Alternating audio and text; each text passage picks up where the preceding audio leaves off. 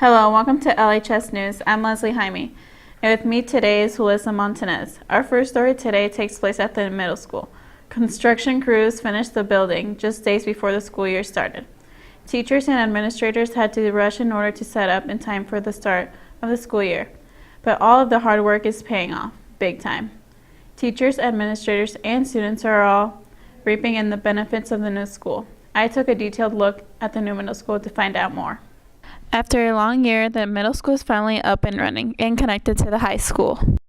One, we share a lot more commonalities with the high school than what we shared with the elementary over at Central. Teachers also feel the new location is an improvement. I think it's a good location. I think it's nice to be on the same campus. Larger classrooms are one of the major improvements of the new school.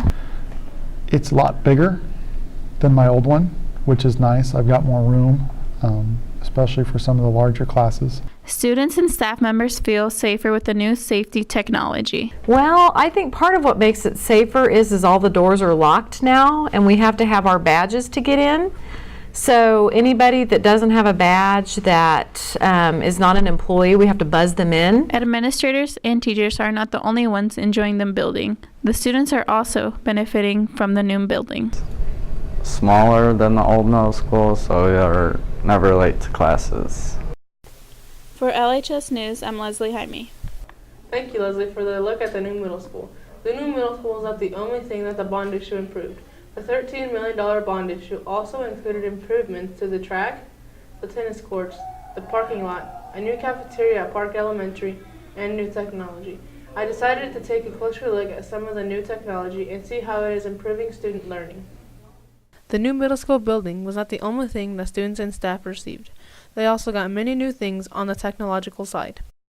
This year we received a Mimeo projector, a Mimeo pad that we can write on, and also a Surface computer. Students seem to like the new Dell computers because they can do assignments and search the web much faster. The ThinkPads, they were all glitchy, and with the red dot in the middle, the mouse would always run around and stuff. With these, it's a lot easier. From the looks of it, both students and teachers like the Mimeo interactive screen. The interactive screen, I like having that, being up in front of the room. Today in history, we were trying to color with it. It's kind of hard because it's all new, and the process of actually being able to touch it and it coloring it is very intriguing.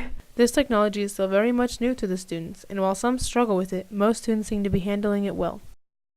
Yes, it's difficult for them, but they're getting a hang of it. They've enjoyed working with it, and most of them are trying hard to learn how to do what we're asking them to do. For LHS News, I'm Julissa Montanez. Go.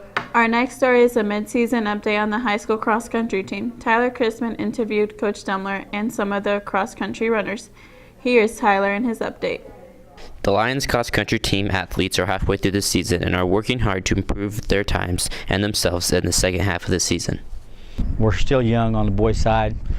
Sam's running pretty strong. Top 2 or 3 boys are running pretty well. So I'm looking for the next 3 meets.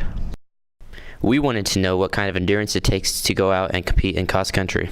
Cross-country is a very individual sport, and you get out what you put in. So the more effort and more hard work and sweat you put into the sport, the more you're going to get out of it.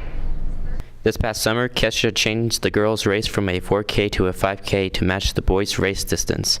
Some runners are ready for the change, others are not. It's on some courses, since they're all different, I feel like they feel longer, some feel shorter. Here's some words of encouragement. Oh, just go out and go for it. Lay everything on the line, leave it on the course, and that's what we tell them every meet before every race. And I tell them to leave it on the course, don't leave anything out. And for the most part, they do.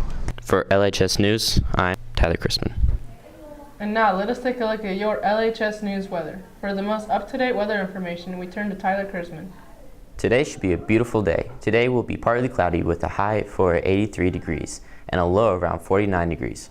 For Tuesday, Wednesday, and Thursday, we can expect the highs in the upper 80s, and things should start to cool down a bit by Friday.